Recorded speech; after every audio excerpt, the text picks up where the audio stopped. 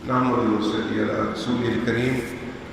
أما بعد فأعوذ بالله السميع العليم من الشيطان الرجيم بسم الله الرحمن الرحيم ربنا آتنا في الدنيا حسنة وفي الآخرة حسنة وقنا عذاب النار صدق الله مولانا العظيم۔ پیارے دوستوں، بزرگوں، بھائیوں، اللہ کم الحاکمین نے آج ہم کو 8واں روزہ رکھنے کی توفیق عطا فرمائی۔ یہ بڑا اس کا انعام ہے، بڑا اس کا اکرام ہے ہمارے اوپر کہ ہمیں رمضان کے مہینے کے اندر اس نے موقع فراہم کیا۔ اللہ ہمیں صحت کے ساتھ روزے رکھنے کی توفیق عطا فرمائے۔ یہ میں نے چھوٹی سی آیت پڑھی ہے، یہ آیت بڑی اہم ہے اور یہ ہر تقریباً بچے کو بھی بڑے کو بھی یاد ہے، اور یہی آیت ہے رسول اللہ صلی اللہ علیہ وسلم فرمایا جب تم طواف کرو نا تو اس آیت کو ہی پڑھا کرو، ربنا آتنا فی الدنیا حسنہ وفی الآخرۃ حسنہ وقنا عذاب النار۔ اس میں بڑی رہنمائی ہے اور انسان کی التجا ہے، دعا ہے اللہ کے یا اللہ دنیا بھی بہتر کر دے، اللہ آخرت بھی بہتر کر دے۔ کیسی دعا ہے؟ یا اللہ دنیا بھی اچھی کر دے، آخرت بھی اچھی کر دے، وقنا عذاب النار، اور ہمیں آگ کے عذاب سے بچا دے۔ اب بندہ جس کی دنیا بھی بہتر ہوگی، اللہ نے اگر دعا سنی، اللہ سنتا ہے، سمیع بصیر ہے، علیم خبیر ہے، وہ سنتا ہے دعاؤں کو۔ تو یہ تو ایمان رکھنا انتہائی ضروری ہے، اور اس پر ایمان نہ رکھنا یہ انتہائی کفر ہے کہ اللہ سنتا نہیں ہے، یہ دوسرے سنتے ہیں اللہ نہیں سنتا، نعوذ باللہ من ذالک۔ ایسا نہیں، اللہ سنتا ہے، ساری مخلوق کی سنتا ہے، جو جس زبان میں بھی بولتا ہے اللہ اس کی سنتا ہے۔ کوئی پنجابی میں بولتا ہے، کوئی ہندی میں بولتا ہے، کوئی پٹھانی میں بولتا ہے، کوئی بلوچی میں، کوئی انگریزی میں، کوئی پرشین میں، کسی انداز سے کوئی بھی زبان استعمال کرتا ہے، وہ کائنات کا رب سنتا ہے۔ اللہ کم الحاکمین، یہ بولیاں اسی کی بنائی ہوئی ہے، وہ ہر ایک کی سنتا ہے۔ تو اللہ کم الحاکمین نے یہ دعا سکھائی کہ اے انسانوں،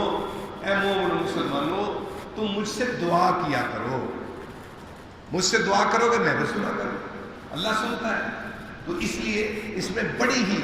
یہ اکثر زبان پہ رہنی چاہیے، بچوں کو بھی یاد کرا دینی چاہیے، کیونکہ جس کی دنیا بہتر ہو گئی دعا کے ساتھ آخرت بہتر ہو گئی، واقعنا عذاب النار، اللہ مجھ کو آگ کے عذاب سے بھی بچائے۔ اللہ اکبر۔ تو اللہ کو رحم آ جائے گا اپنی مخلوق پہ، اللہ کہے گا بندے نے مجھ سے مانگی دنیا بھی اچھی آخرت بھی اچھی، تو آگ کے عذاب سے بھی بچنا چاہتا ہے، پھر میں اس لیے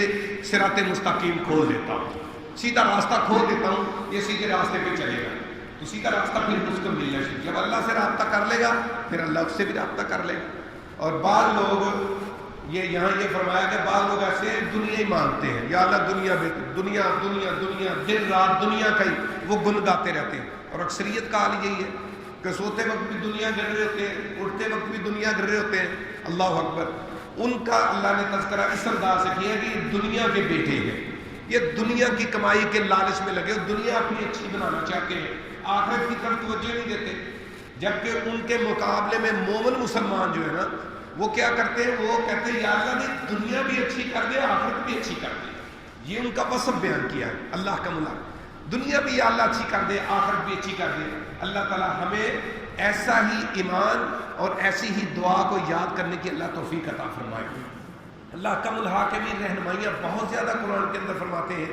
ایک ایک آیت، ایک ایک لفظ جو ہے یہ انسان کی رہنمائی کے لیے ہے۔ اللہ کم الحاکمین نے پھر آگے فرمایا مومن مسلمانوں کو، تم دنیا بھی اچھی مانگتے ہو میں دیتا ہوں، آخرت بھی اچھی مانگتے ہو میں دیتا ہوں، لیکن اس کے اندر اللہ کم الحاکمین نے شرائط رکھ دی ہے، شرائط، کچھ شرائط رکھ دی ہے۔ ام حسبتم ان تدخلوا الجنۃ، کیا تم خیال کرتے ہو کہ یوں ہی جنت میں داخل ہو جاؤ گے، جنت میں داخل ہو جاؤ، یوں ہی داخل ہو جاؤ۔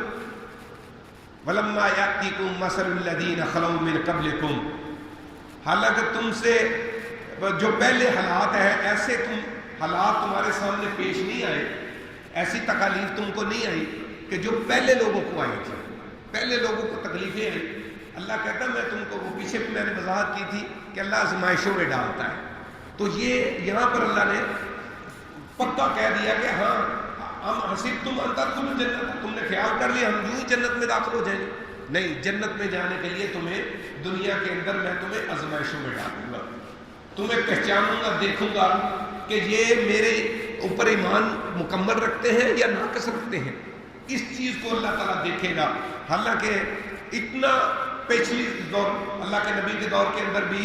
حضرت بلال رضی اللہ تعالیٰ عنہ کو کتنی تکلیفیں پہنچائی گئی، مثالیں موجود ہیں کتابوں کے اندر بھی، احادیث کے اندر کی، کہ رسول اللہ جب انہوں نے اسلام قبول کیا، کمزور تھے، نہتے تھے، اور ان کا جو مالک تھا وہ ان کے اوپر ظلم کرتا تھا اتنا زیادہ کہ تپتے ہوئے صحرا کے اوپر لٹا دینا، لیکن ان کی زبان سے ایک احد احد احد، توحید کو نہیں چھوڑا انہوں نے، تکلیفیں برداشت کرتے رہے، پریشانیاں اٹھاتے رہے، لیکن انہوں نے اللہ اکبر، اللہ کی توحید کو، اللہ کی بندگی کو نہیں چھوڑا۔ اسی طریقے سے ایک حدیث میں موجود ہے حضرت خباب رضی اللہ تعالیٰ عنہ، ان کا جو مالک تھا اور ان کا آقا تھا، وہ ان کو کیا کرتا تھا، تپتے ہوئے کوئلوں پہ لٹا دیتا تھا، اللہ اکبر، اور ان کی کمر ایسی ہو گئی تھی کہ جیسے ہڈیوں کا ڈھانچہ ہوتا ہے پیچھے سے، اور ان کوئلے جو ہوتے تھے وہ ان کے جسم کی چربی سے گھستے تھے، چربی سے۔ مقصد یہ ہے بتانے کا، یہ ایسے ایسے مظالم ان کے اوپر، حضرت خباب رضی اللہ تعالیٰ اللہ کے نبی کے بعد، اللہ کے نبی، اتنی تکلیف، اتنی پریشانی، کب اللہ کی مدد آئے گی؟ تو یہ اللہ اکبر، متى نصر اللہ، کہ اللہ کی مدد کب آئے گی؟ تو اللہ احکم الحاکمین نے جواب دیا، الا ان نصر اللہ قریب، مجھے پتا ہے، میں دیکھ رہا ہوں تمہارے اوپر کتنا ظلم ہو گیا۔ کہ اللہ دیکھتا نہیں ہے؟ اللہ دیکھتا ہے، اللہ اکبر، کہ اللہ نے جس کی آخرت سیدھی کرنی ہے دنیا کے اندر، ان کو اللہ تعالیٰ اس کو مصائب میں رکھے گا، پریشانیوں میں رکھے گا، کہ اس کے صبر کو چیک کر لوں، کیونکہ صبر کے اوپر جنت ہے، تو اللہ تعالیٰ صبر دیکھتا ہے۔ تو صبر کے حوالے سے متى نصر اللہ، الا ان نصر اللہ قریب، خبردار، اللہ کہتا ہے پریشان نہیں ہونا، میری مدد جو ہے نا تمہارے قریب ہے۔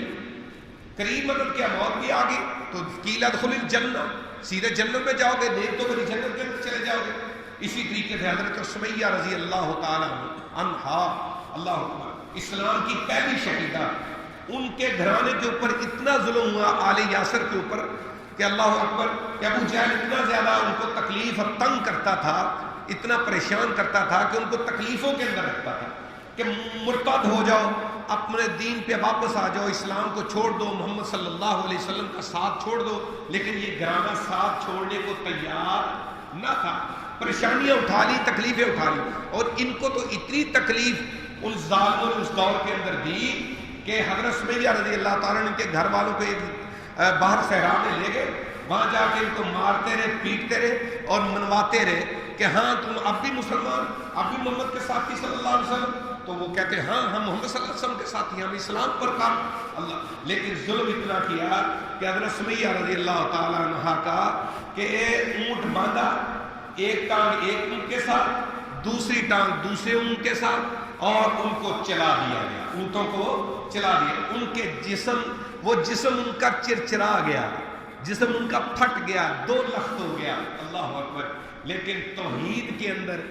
محمد صلی اللہ علیہ وسلم کی رسالت کے اندر، آقا علیہ الصلوۃ والسلام کے ساتھ چھوڑنے کے حوالے سے ان کے اندر کوئی کمزوری نہیں آئی، کوئی لغز نہیں آئی، مگر شہادت پالی اور اللہ کے ہاں اپنی جان کو پیش کر دیا۔ لیکن یہ ہے کہ توحید کے اندر کوئی انہوں نے کمی نہ لے دی، جان کو پیش کر دیا یہاں تک۔ اور رسول اللہ صلی اللہ علیہ وسلم کے پاس جب یہ خبریں آتی تھیں، جب آپ روکے ہوئے حضرت یاسر ان کے پاس آئے تو انہوں نے، عمار رضی اللہ تعالیٰ آئے تو انہوں نے کہا اللہ کے نبی میری والدہ کو مار دیا گیا، شہید کر دیا، اللہ اکبر۔ تو پیارے محمد صلی اللہ علیہ وسلم لفظ کیا بولا؟ اسبرو اسبرو اسبرو، اللہ عمار صبر کر صبر کر صبر کر، ان موعدکم الجنہ، اللہ نے اس صبر کے اوپر، اس تکلیف کے اوپر اللہ نے تمہارے ساتھ جنتوں کا وعدہ کیا ہوا ہے، پریشان نہیں ہونا، کوئی مسئلہ نہیں۔ اللہ کے نبی نے مقابلے میں کھڑا نہیں کیا کہ اٹھاؤ ڈنڈا، جاؤ مارو ان کو، مقابلے میں آؤ، گالی گلوچ دو، یہ کرو، نہ، ایسا نہیں کہا۔ آپ نے ان کو صبر کا سبق دیا، صبر کی تلقین کی۔ آج کل کی دور کے رسول اللہ صلی اللہ علیہ وسلم، آج کل کے دور کے اندر بھی دیکھ لو کتنے مظالم ہیں مسلمانوں کے اوپر، کتنا ظلم ہو رہا ہے۔ ہر طرف انڈیا کے اندر مسلمانوں پر ظلم ہے، کشمیر کے اندر کتنا ظلم ہے، اور اراکان برما کے اندر کتنا ظلم ہوا، فلسطین کے اندر کتنا ظلم ہوا، کتنے مظالم اس وقت مسلمان سہ رہے ہیں، شام و عراق کے اندر کتنا ظلم ہوا، اللہ اکبر، بچوں پر ظلم ہے، عورتوں پر ظلم ہے، اور بڑوں پر ظلم ہے، بوڑھوں پر ظلم ہے، انتہا کا ظلم۔ صرف ظلم کی وجہ کیا ہے کہ یہ مسلمان ہیں، یہ ایک اللہ کو ماننے والے ہیں، یہ محمد رسول اللہ صلی اللہ علیہ وسلم کی رسالت پر ایمان لاتے ہیں، یہ قرآن کو ماننے والے ہیں، اللہ اکبر، یہ دین اسلام کو مان، اس اسلام کی وجہ سے، اس دین کی وجہ سے ان پر مصائب اور مشکلات کے پہاڑ ڈھائے،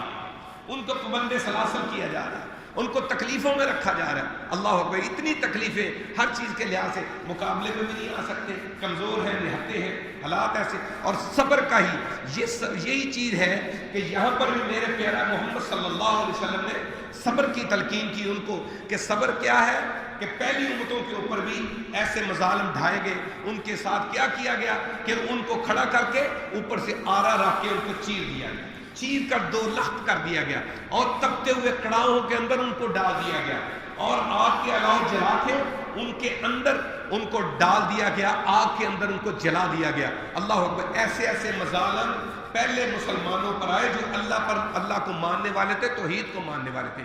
آج بھی مسلمانوں کو رسول اللہ صلی اللہ علیہ وسلم کی اس بات کو، اس حدیث کو سامنے رکھنا چاہیے کہ اللہ انشاءاللہ العزیز، اللہ ان نصر اللہ قریب، اللہ تعالیٰ انشاءاللہ ضرور تمہارے لیے کوئی نہ کوئی صورت بنائے گا، تم صبر کی زندگی بسر کرو، اللہ کے ساتھ اپنا لگاؤ رکھو، اللہ کے ساتھ اپنی محبت رکھو، اللہ کے ساتھ اپنا پیار رکھو، محمد رسول اللہ صلی اللہ علیہ وسلم کی رسالت کے اوپر کھڑے رہو، تکلیفوں پہ، پریشانیوں پہ، مشکلوں میں، ہاں تکلیف بہت زیادہ ہوتی ہے، جس کو آ رہی ہوتی ہے پتہ اس کو ہی ہوتا ہے، لیکن اللہ دیکھ نہیں رہا، آسمانوں پہ سارے ظلموں کو اللہ دیکھتا ہے، ساری چیزوں کو اللہ دیکھتا ہے، لیکن اللہ صبر کے معاملات کو بھی چیک کرتا ہے کہ ان کا صبر کیسا ہے۔ اسی صبر کے اوپر رب کائنات نے جنتوں کو رکھا ہے، ہاں اس وقت تک جب تک راستہ نہیں ملتا صبر کے راستے پر چلنا ہے۔ پھر کیا ہوا، پھر آئین کے صبر کی وجہ سے اللہ کا الحاکمین نے پھر محمد رسول اللہ صلی اللہ علیہ وسلم کو جتھا دیا، گروہ دیا، آقا علیہ الصلوۃ والسلام پھر کھڑے ہوئے، اللہ اکبر، پھر آپ نے مقابلہ کیا، پھر آپ نے ان مظلوموں کا بدلہ لیا، اللہ اکبر، اور لوگوں کو پھر اسلام کی طرف لے کے آئے۔ یہ اس کا انتظار کرنا چاہیے۔ اللہ تعالی ہمیں صحیح معنوں کے اندر اللہ پر کامل اور مکمل یقین رکھنے کی توفیق عطا فرمائے، اور اللہ کا الحاکمین ہمیں صبر والی اور شکر والی زندگی عطا فرمائے۔ وآخر دعوانا الحمدللہ رب العالمین۔